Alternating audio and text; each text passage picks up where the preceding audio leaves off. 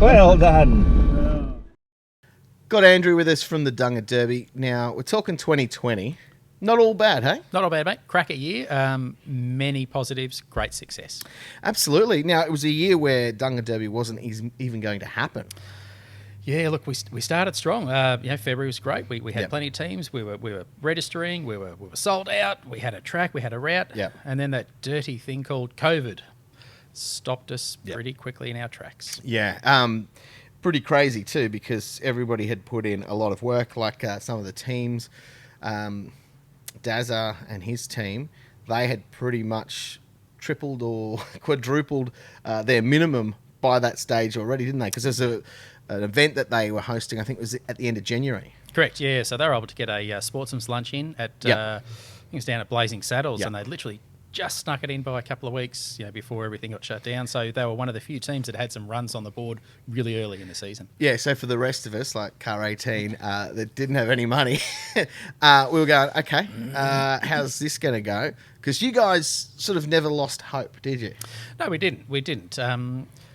Is the glass half empty or half full? Yeah. So we chose the view that, look, COVID it's serious and it's a global stopper and it did what it did. Yeah. But one must have optimism, one must have hope, one must look long and plan and have a strategy for success. And so we chose that optimism and we succeeded.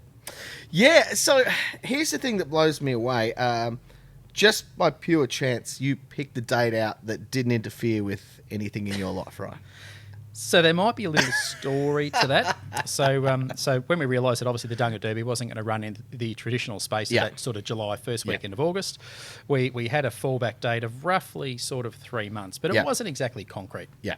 So I sat down, had a look at the calendar and looked at October, which is my birthday month, which is the month that Bathurst is always on. Yes. A few other family events, and I looked at the weekends and went, you know what, I'm only free on one weekend. Let's do Dunga that weekend.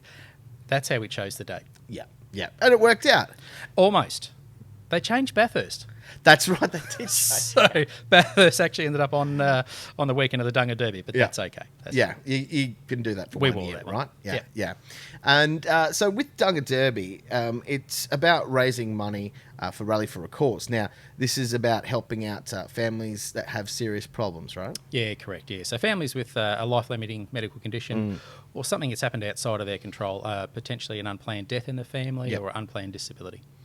And so you basically get local people to write a submission and they say, I have this friend, this person I know. Correct. Can you guys help out? And you assess it. Correct. And the committee looks at it. Yep. And they go, okay, yes, this person, we can help them out with this much. Absolutely right, yeah.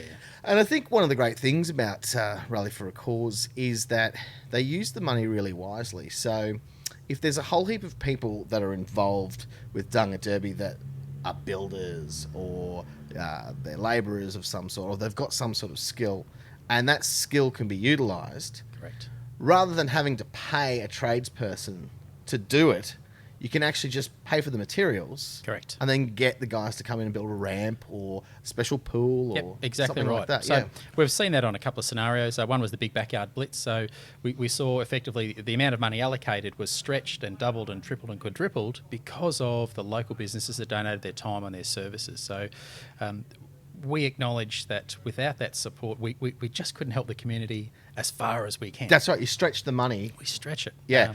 And that's what I think's really cool about the whole thing is that you're not just going, okay, we're going to give this person all this money and not be able to help anyone else. Correct. Like it's shared around way more evenly. So we have a recipient committee that assesses each person, each request, and we then allocate funds accordingly, and we'll do what we can to stretch the dollar. So we're normally on the front foot with that piece. Yeah, I think that's a really good way of doing things, and I think that's really one of the things that has helped encourage the local community to want to give to Dunga Derby because they've seen how you've done that with the money, Yeah, correct. Which is great. And speaking of money, how did we get to where we got to this year?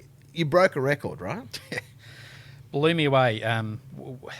With COVID coming on board, we had some fairly low expectations of fundraising, and we were prepared to accept there might be some teams that may not achieve their targets, and we were willing to talk to them and work with them to help them, but we understood this year was an exceptional year. And then all of a sudden, teams were getting donations coming in hand over fist, and all of a sudden our expectations met, and we're starting to think about the expectation we originally had, and then we hit that expectation, and then all of a sudden we broke the record. We raised the most amount of money in one season that has ever happened in the life of Dunga Derby. It's just simply remarkable. How much money was it? Just a dot over $280,000. Yeah, absolutely incredible. And people just kept giving. That was the thing that blew us away, because we were selling raffle tickets and doing a number of different things to get money. And people were just like, how can we help?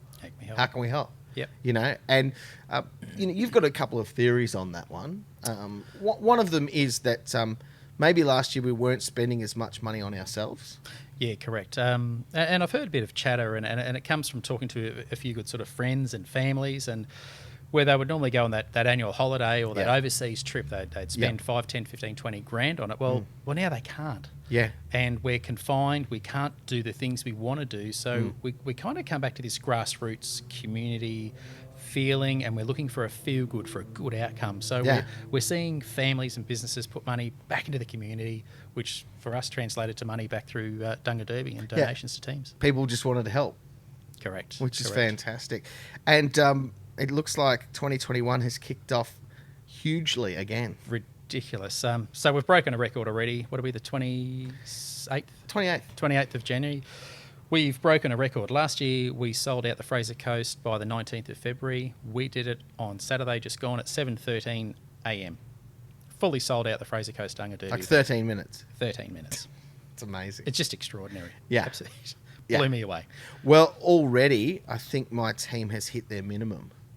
And, we're in January. Considering last year, Yeah. where you're at, now, that's amazing. Correct. Correct. I mean, and this is the way things are at the moment. I think that they're really great. I think people really want to give back to their community. They want to help out, and they want to be involved in stuff with the community as well. And we were talking about this the other day, Andrew, about what the Dunga has done for us personally. Like, just the people that you wouldn't have known if it wasn't for the Dunga Derby, right? Yeah, correct. It's there's a whole nother community, a whole different level of engagement that you gain by being part of something just so big and powerful and community driven. The connections you make, the feeling of heart that you have, just extraordinary. Yeah. We had a trip out to central Queensland, and we were out there at the ranch. And remember the family that had the... I do, little Charlie. Yeah, little Charlie. And Charlie had quite a number of problems, didn't he? Phelan-McDermott syndrome. So there's an intellectual and a physical impairment, which means he'll require care and special needs for the rest of his life. Yeah. And that's just a very small community, like only a couple of hundred kids kind of at school, isn't Correct, there? Yeah. And so that family is, very well known to the community. And while we're out there, everybody threw dollars in the hat on the way out of the gate. Correct. In the morning, and raised a few grand, right? We did. So as a collective Dunga Derby, it was about $2,300 was raised just by putting the hat in the ring. Yep. There was an anonymous donation from a Dunga Derby person who came and approached me, and he had donated $2,000 as well. So it was actually $4,300. $4,300, yeah. So this is a great thing about the Dunga Derby.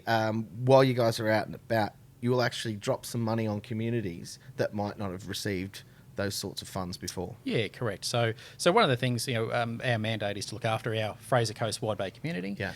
So we can't help families that are that far out, Yep. but we can turn up as a Dunga family and acknowledge that we can help them. We can do something little where you can all put a little bit of money in just to make that difference, and that's what we achieved at that Central Queensland venue. I think the Dunga Derby was something that really proved to people that 2020 could be a good thing. There's good in everything, and sometimes we just have to, like I was talking about before, was adapting. We just have to change and adapt. I mean, that's really the key, isn't it? Think outside the box. Yeah. And obviously with COVID, there was a whole COVID framework we had to put in place. And that in itself was epic. And thank goodness we had a committee of some wonderful people to Yep. help us build and run that program. And it was for that reason we delivered a Dunga Derby like no other Dunga Derby Yeah. in a year that we shouldn't have been able to do it. Yep. And we still met all the requirements. We were COVID safe. We raised a heap of money. We had some awesome amounts of fun. Yep. And here we are. We're going to be back on bigger and better and faster for 2021. And you might get to see Bathurst this year at home. I hope so. Or else I'm still stuck in the bush broken down somewhere, which some would say it's a Ford that I drive, so it's my own fault, but it'll be fine. Fantastic. Andrew, thanks very much for chatting. Welcome, Mac. All good. Cheers. Thank you.